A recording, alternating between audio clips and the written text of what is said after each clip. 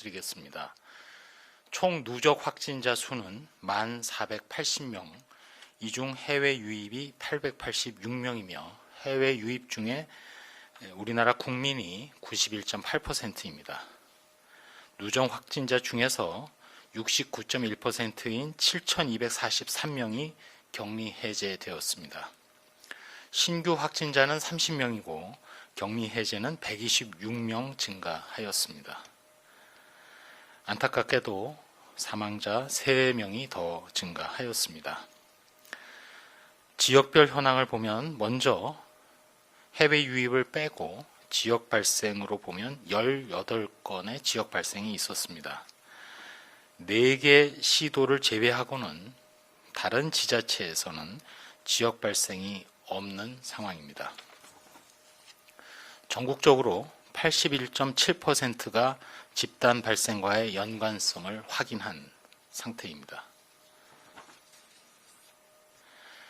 최근 지난 2주간 주요 전파 경로는 해외 유입 및 해외 유입 관련이 54.6%로 또 나머지는 병원 및 요양병원 등에서 30.7%가 발생한 것으로 나타났습니다. 어제 확인된 해외 유입 환자는 총 12명이며 유입 국가는 미주가 8명, 유럽이 3명, 기타 지역 1명이며 국적으로는 내국인이 10명입니다. 지자체별로 주요 집단 발생을 말씀드리면 대구 달성군에 소재한 제2미주병원에서 동일 집단 격리 중인 환자 및 직원에 대한 전수검사 중 4명이 추가로 확진되어 현재까지 총 190명 확진자가 확인되었고, 경기도 의정부에 소재한 의정부 성모병원과 관련해서 자가격리자 중 7명이 추가로 확진되어서 현재까지 총 59명의 확진자가 확인되었습니다. 경북 예천군에서는 접촉자를 조사하는 과정에서 3명이 추가로 확진되어서 현재까지 총 8명의 확진자가 확인되었습니다. 중앙방역대책본부에서는 현재 총 검사 연 인원수로 약 51만 명 이상이 검사를 받은 상황입니다. 연 인원 51만 명을 검사를 받은 것을 비유하자면 국민 100명당 1명은 코로나19 진단검사를 받았다는 얘기가 되겠습니다. 환자가 감소할수록 사실 조용한 전파는 더 찾아내기가 어렵고 더 노력을 기울여야 합니다. 각 의료기관에서는 코로나19가 의심이 되면 적극적으로 진단검사를 시행해 주시기 바랍니다. 의료진이 코로나19를 의심해서 관할보건소를 통해서 신고를 하고 시행한 검사는 모두 건강보험도 적용이 되고 검사 비용 지원도 받을 수 있습니다.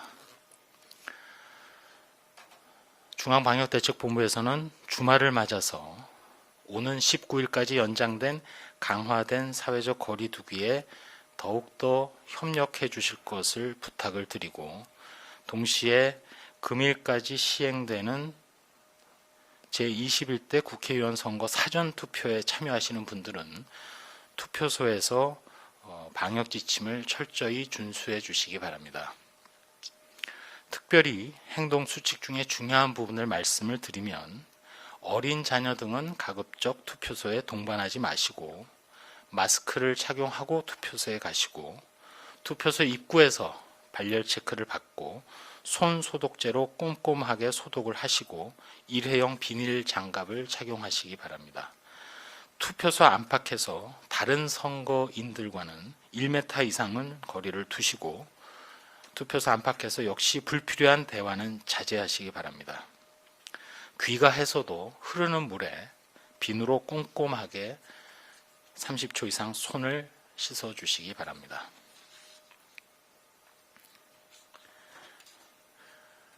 중앙방역대책본부에서 몇 가지 당부 말씀드리겠습니다. 강도 높은 사회적 거리 두기를 시작한 지 3번째 주말을 맞았습니다. 코로나19 방역에 있어서 중요한 분수령이 되는 주말입니다. 방역당국의 실무자로서 감히 말씀드린다면 전 세계가 우리를 지금 지켜보고 있으리라고 생각을 합니다. 현재 거리두기 3주차에 이제 막바지에 이르렀는데 현재 발생하고 있는 환자 발생 규모는 지난번 강력한 사회적 거리두기 1주차 그리고 2주차의 노력이 더해진 성적표를 우리가 지금 보고 있습니다. 지금이야말로 유행을 더욱더 감소시키는 아주 중요한 시기입니다. 산을 내려가는 하산길이 더 어렵고 위험하다고 합니다. 세계보건기구 사무총장도 코로나19의 재유행, 여러 가지 사회적 거리두기를 완화하면서 혹시라도 발생할 수 있는 또 다른 가파른 증가를 경고하고 있습니다. 앞서 지자체별로 지역사회가 한 건도 없다고 말씀을 드렸습니다만 반대로 생각한다면 도리어 찾지 못하고 있는 침묵하고 있는 조용한 감염 사례가 있을지도 모릅니다. 더욱더 환자 감시 그리고 적극적인 진단검사 의뢰 등을 통해서 경계를 해야 될 때입니다. 국민 여러분, 신천지 신도로 인한 대구 경북 지역을 중심으로 한 폭발적 대유행을 돌이켜 보신다면 그 상황이 우리에게 주는 교훈이야말로 확진자 발생이 조용한 가운데 언제든 폭발적으로 전혀 생각하지 못한 형태로 우리에게 다시 등장할 가능성이 있다는 것을 아실 수 있을 것입니다. 거듭거듭 말씀드립니다만 코로나19 발생 이전의 세상은 이제 다시 오지 않습니다. 이제는 완전히 다른 세상입니다.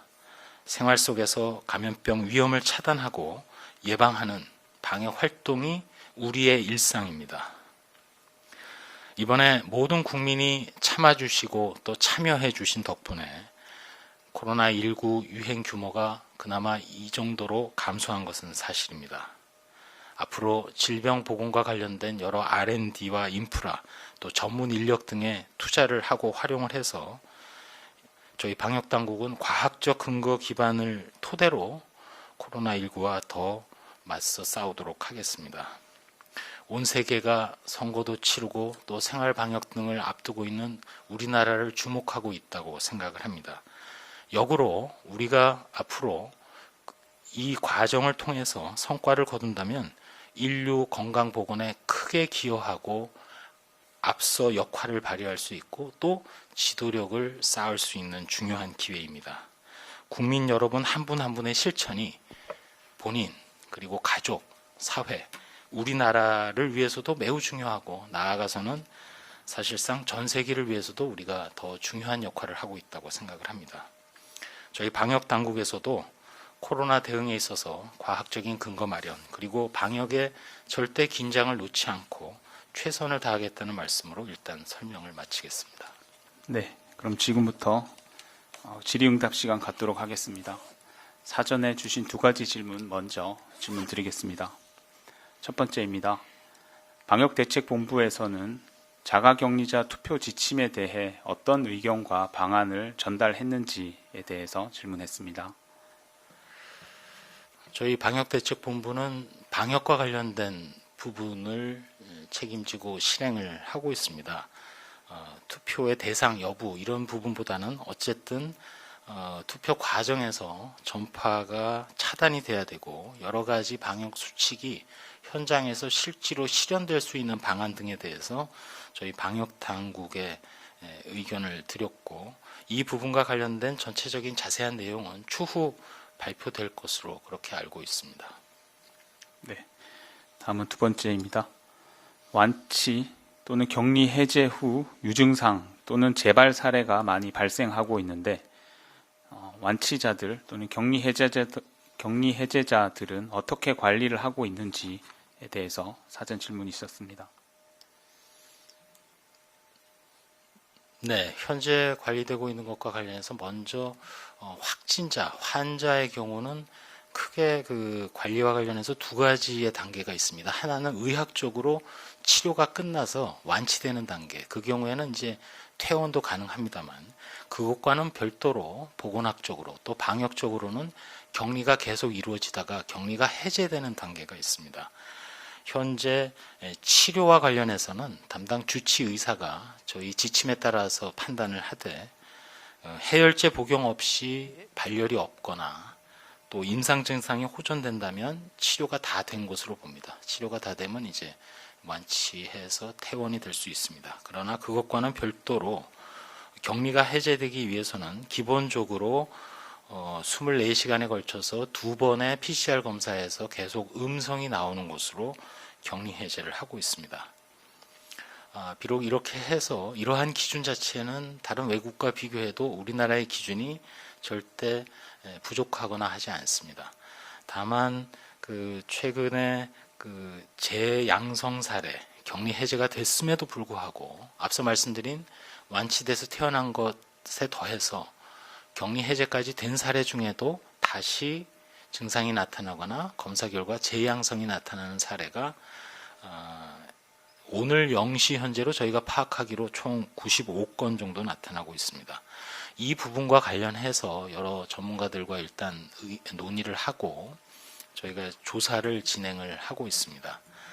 관련해서는 여러 가능성이 있고 그걸 참고하기 위해서 앞서 우리보다 더 환자 발생이 많은 중국의 입장도 확인을 해봤습니다. 중국의 경우에는 약화된 어떤 바이러스의 부분이 발견된 것이다라는 발견됐을 가능성 이런 이제 의견을 주기도 했고 또 일부 전문가들의 경우에는 확진이 됐었던 환자들의 면역력에 따라서 검사 결과가 나오는 경우 또 마지막으로는 아주 드물긴 하겠습니다만 검사 자체의 어떤 잘못이나 오류 이런 가능성들도 있습니다. 그래서 이런 것들과 관련해서 실제로 항체 형성 여부라든지 또 PCR 검사를 통해서 소위 얘기하는 이제 CT 값이라는 수치도 나오게 되는데 그런 거에 대한 분석이라든지 이런 것들을 지금 진행을 하고 있습니다. 네, 그럼 지금부터는 현장에서 기자님들이 보내주신 문자 질의에 즉답하는 시간 갖도록 하겠습니다. 통계 수치라든지 역학조사와 관련된 부분은 즉답이 어려울 경우 위기소통팀을 통해서 답변 드리도록 하겠습니다. 첫 번째 질문입니다. 대전일보 장중식 기자님 질문입니다. 오늘 중대본에서 조기 계약 등 생활방역 전환 시기를 신중히 검토하겠다는 입장을 밝혔습니다. 여러 가지 상황을 종합적으로 분석한 후 다음 주말쯤 결정될 것으로 예상이 되는데 이 중 방역당국의 의견이 가장 중요할 것으로 보이는데 확진자 추이가 어느 정도 수준일 때 생활방역으로 전환이 가능한지 답변을 부탁한다는 질문입니다. 이 부분과 관련해서는 이미 지난번 발표가 있었기 때문에 전체적인 규모를 한 하루 발생 50명 그리고 그중에 전파 연결고리가 불확실한 건이 5건 이하라든지 저희 방역당국 입장에서도 전체 발생 규모도 매우 중요하고 더 중요한 것은 지역사회에서 전파 연결고리를 잘 알 수 없는 그런 사례들이 저희 방역당국의 욕심으로는 아예 발견할 수 없다든지 그런 정도까지 됐으면 하는 그런 목표를 가지고 방역 활동을 하고 있습니다만 코로나19 바이러스 자체의 아주 무서운 점, 즉 거듭거듭 말씀을 드리고 있습니다만 무증상률이 상당히 높은 점, 오늘 고대 연구팀이 뉴잉글랜드 저널 오브 메디신의 소위 서한 형식의 발표 등을 통해서도 퍼센트를 한 10% 정도 얘기를 하셨고 경우에 따라서는 더 높은 경우도 있기 때문에 그런 무증상 그리고 잠복기 중에 증상이 발현되기 전에도 바이러스 배출을 통한 전파가 가능하다는 점 때문에 쉽지 않으리라고는 생각을 하고 있습니다. 일단 전체적인 발생 규모가 당연히 크게 내리막을 유지해야 됨은 물론이고 왜냐하면 그동안 강력한 사회적 거리두기를 온 국민이 참여해서 실천을 해주셨기 때문에 당연히 그렇게 되리라고 믿고 있고 거기에 더해서 규모 자체도 일정 규모 이하 내용적으로도 전파 연결고리를 찾을 수 없는 사례 자체가 극히 적게 계속해서 나타나는 상황. 동시에 저희 방역당국에서는 아까 설명드리면서 마지막 부분에도 말씀드렸습니다만 그러는 가운데 지금 우리 사회에서 여러 가지 그 직장이라든지 여러 가지 장소에서는 일상적인 활동이 그 개인위생 수칙과 또 사회적 거리두기를 실천하면서 유지가 되고 있습니다. 그런 상황이 같이 돌아가고 있기 때문에 그런 것들을 다 확인을 하고 동시에 그 해외 상황도 유의해서 봐야 됩니다.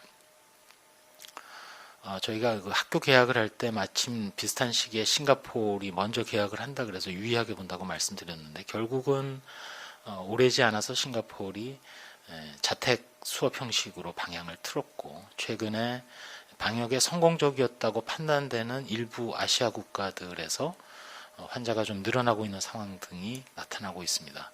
그런 상황들을 면밀히 확인하고 또 그네들 국가에서의 문제점 같은 것도 저희가 좀 할 수 있는 한 확인을 해서 그 중대본 차원에서의 결정이 그 생활 방역으로의 부드러운 이행 그리고 그렇게 이행을 해도 최소한 코로나19가 계속 잘 관리될 수 있는 방안 이런 것들을 저희 방대본에서도 최선을 다해서 발굴하고 또 생활 방역이 정착될 수 있도록 그런 근거를 제공하는 데 더 노력하겠습니다.